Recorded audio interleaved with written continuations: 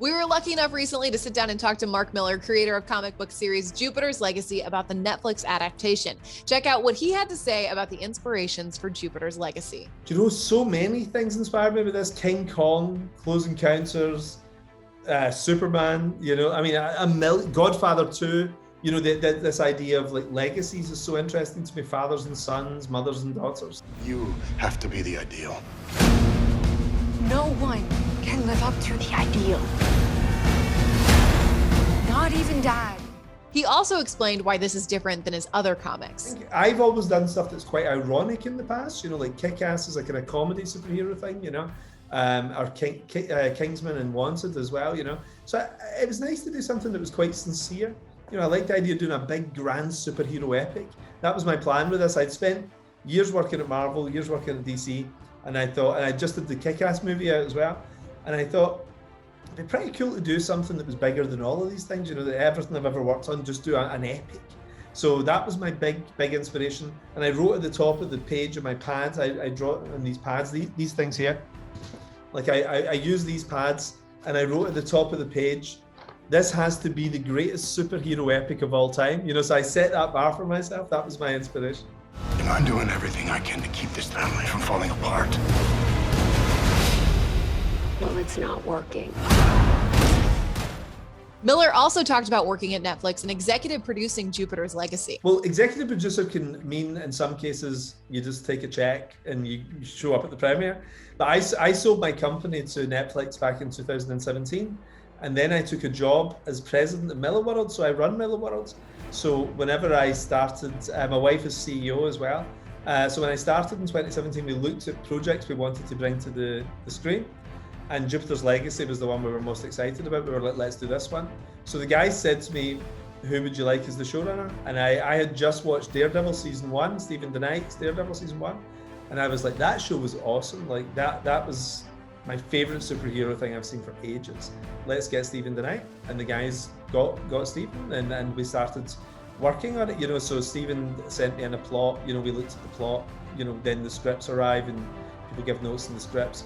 And right up until maybe 5 weeks ago, we were tweaking the edits. You know, since October, I've watched the show 3 times a week, you know, working with the editors and just tweaking it and dubbing lines and things like this to the point where we have something that we're super happy with. So it's a little bit unusual because usually a writer licenses his product, you know, his book or his comic or whatever, to a studio and hopes for the best.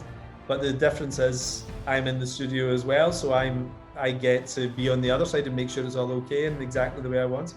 And finally, he discussed why Jupiter's Legacy was better suited for TV than film. You know, we originally planned this as a movie before it came to Netflix.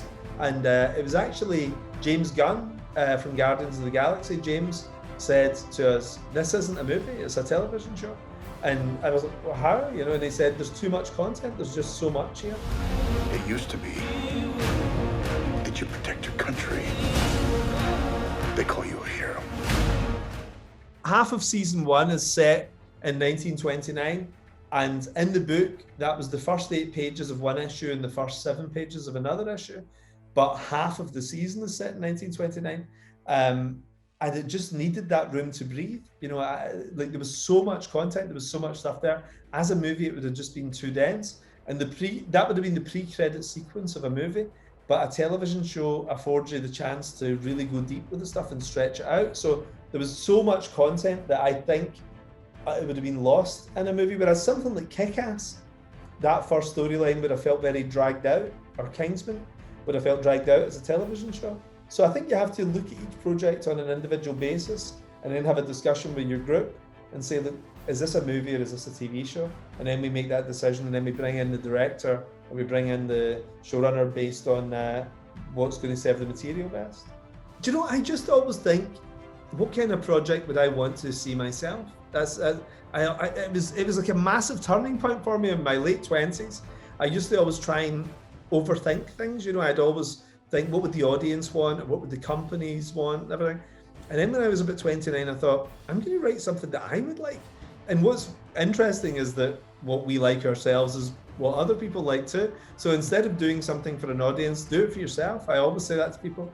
And if you like it, there's a really good chance other people are going to like it too.